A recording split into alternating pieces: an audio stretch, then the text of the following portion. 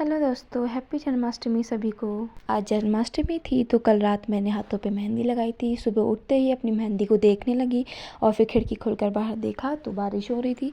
और फिर उसके बाद मैंने जल्दी जल्दी बिस्तर उठाया और फिर अपने नहाने के लिए पानी गर्म किया। फिर मैं चली गई नहाने और फिर जब मैं नहा कर आई उसके बाद मैंने मंदिर साफ़ किया और मंदिर साफ़ करने के बाद मैं हो गई मार्केट को तैयार और मैं चली गई मार्केट को।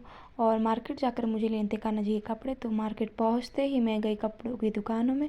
फिर मैं कान्हा जी के लिए कपड़े लिए, उनके लिए पगड़ी ली और फिर सारा सामान लेकर मैं आ गई घर को वापस। फिर मैं रास्ते पर आ रही थी तो मौसम ठीक हो गया था, अच्छा खासा मौसम हो रहा था। तो घर को आते आते मैं कान्हा जी के भजन गा रही थी और गाना गाते गाते मैं घर पहुँच गई। फिर उसके बाद मैं जल्दी से तैयार हुई और मैं फिर तैयार होने के बाद कान्हा जी के लिए फूल तोड़ने चले गई जिससे मैं उनका झूला सजा सकूं। और फिर मैंने उनका झूला सजाया और उनके जितने भी कपड़े मैं मार्केट से लेकर आई थी वो अच्छे से सजा के रखे। फिर मैंने कान्हा जी के लिए फिर तुलसी की माला बनाई और फिर उनको फूलों की टोकरी पे रख दिया, उनके साथ खीरा रखा और अच्छे से ढक दिया। फिर उसके बाद मैंने भोग बनाने चली गई। उसके बाद मैंने कान्हा जी के लिए भोग बनाया, धनिया की पजरी बनाई, उनके लिए फल काटे, उनके लिए माखन और उनके लिए मीठे पुए बनाए और उनके स्नान के लिए पंचामृत बनाया। पंचामृत बनाने के बाद फिर मैंने 12 बजे का इंतज़ार किया और 12 बजे तक रुके रहे। फिर 12 बजे के बाद कान्हा जी का नाल छेदन प्रक्रिया किया। और नाल छेदन प्रक्रिया जो है हमेशा एक सिक्के से करना चाहिए।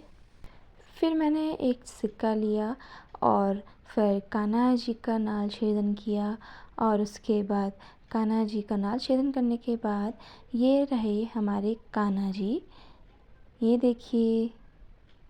फिर उसके बाद कान्हा जी को पंचामृत से स्नान कराया अच्छे से, उनके हाथों को, उनके पाँव को अच्छे से धोकर, उनको अच्छे से नहलाकर उनका स्नान किया। फिर उसके बाद हमने शुद्ध जल से उनका स्नान किया। और वैसे तो फल के जो जूस है उससे भी करते हैं, पर मैंने सिर्फ जल का यूज़ किया। फिर उसके बाद मैंने कान्हा जी को टॉवल से अच्छे से पोंछा।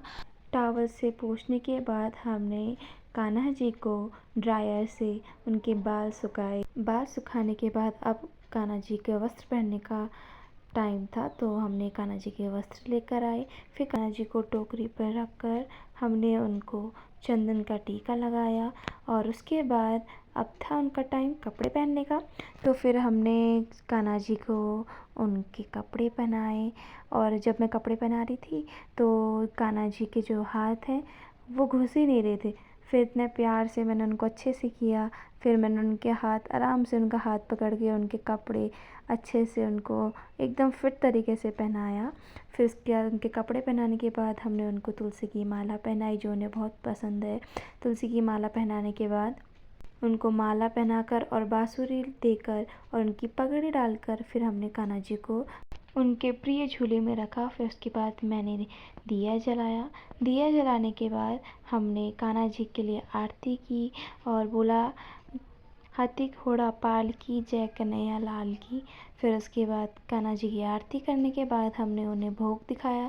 फिर भोग दिखाने के बाद हमने उनको एक एक करके सब भोग चखाया और फिर उनको पानी पिलाकर आराम से उनका सारा भोग उनके सामने रख दिया कि वो आराम से उस भोग को खाएं।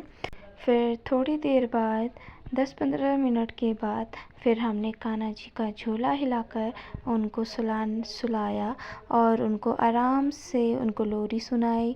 फिर कान्हा जी को हमने सोने के लिए रख दिया और उनको खूब झूला झुलाया कि उनको अच्छा लगे। कान्हा जी को झूला हिलाने के बाद और सारा भोग उनके सामने रखने के बाद हम चले गए क्योंकि कान्हा जी को सोना भी है। तो उसके बाद जो बचा काम था वो करा मैंने। जो स्नान का पानी था वो मैं किचन में ले गई और जो फूल बचे थे, जो खीरा बचा था वो प्रसादी के रूप में हम ग्रहण करेंगे। तो उसके बाद फिर मैंने किचन में रखा और फिर देखा तो टाइम हो गया था इतना ज़्यादा। और सारा काम करने के बाद देखा तो भाई भी सो गया, कान्हा जी भी सो गए, तो फिर मैं भी चली सोने के लिए। तो यहीं पर ही मेरा व्लॉग ख़त्म होता है। मिलते हैं आपको नेक्स्ट व्लॉग में, तब तक के लिए बाय बाय।